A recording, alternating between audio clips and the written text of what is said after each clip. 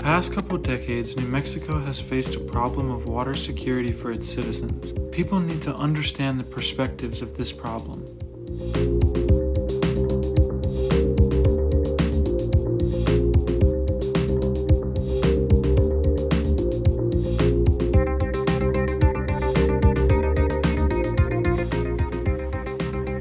I started the nonprofit about, I guess it was October, maybe 2021. I had been working as a volunteer for about 8 years on this for no money.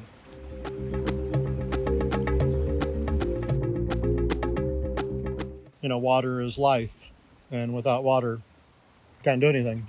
And the river here, the city had stored water in the reservoirs upper Canyon Road in the mountains there for, the last, 100 years about. And for much of that time, they didn't let water in the river. It was for people.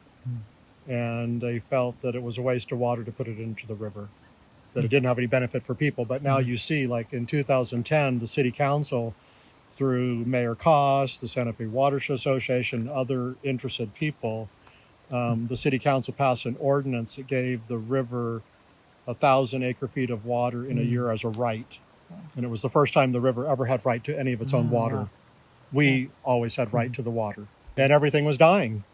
And now, because in the last, 14 years there's been water in the river, life is coming back. And then with the work I've done over the last 10 years to remove invasive, Siberian elm trees and planting trees and planting grasses, native grasses and native wildflowers. And, the ground is now more able to even absorb water, where before it was so just dirt and water would run off, nothing got absorbed in. So water is really critical in combination with the vegetation.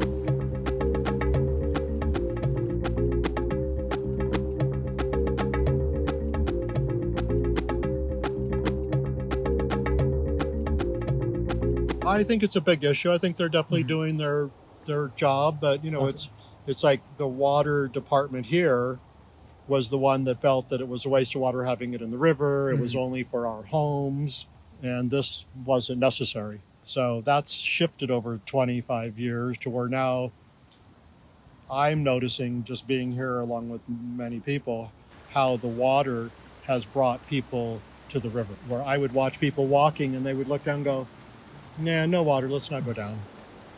So the water has been this attractive thing, and I think it's a very healing thing to be around for everybody. So the work I've been doing on this mile of river has become a place of therapy for people. Physical, social, psychological, healing water. So there are people here that have never been here before, and they keep coming back once they found it because of the water.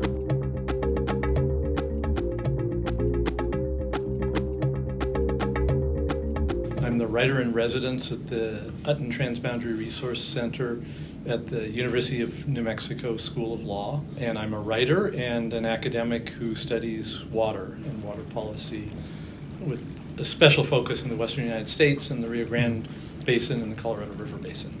And the answer, I think, is a bit complicated, because if we look at the project of civil engineering broadly, in the western United States, building dams, building canals, building water delivery systems, we've done a really great job of that. What hasn't served us well was our sort of blind faith in the prowess of engineering, that engineering could solve all these problems for us, because ultimately they are human problems. They are problems at human scales and human collective actions, and the dams can supply a lot of water. Humans have to figure out, when water becomes scarce, how to use less of it. And an engineering mentality can't solve that problem for you.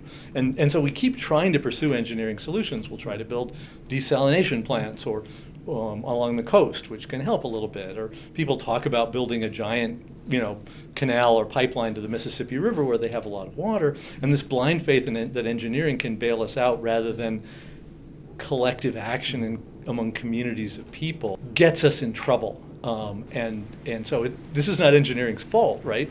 We gave the engineers a problem, they solved it for us. But we shouldn't think that the physical solution they built for us is really the solution to how do communities of people get together to share a scarce resource. And that's fundamentally a cultural challenge, a political challenge, a legal challenge, not an engineering challenge.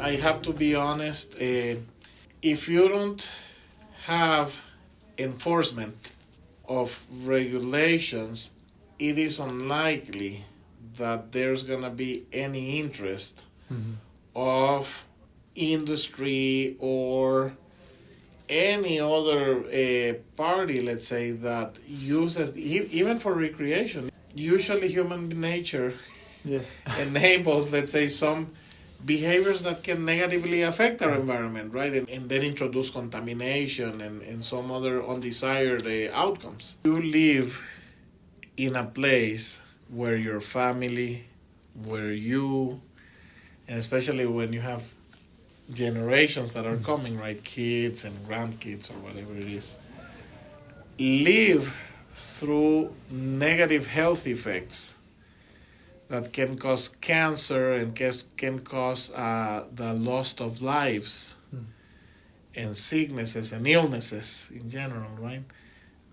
That's when you start to realize that if you don't take these aspects seriously, you are missing the point of life.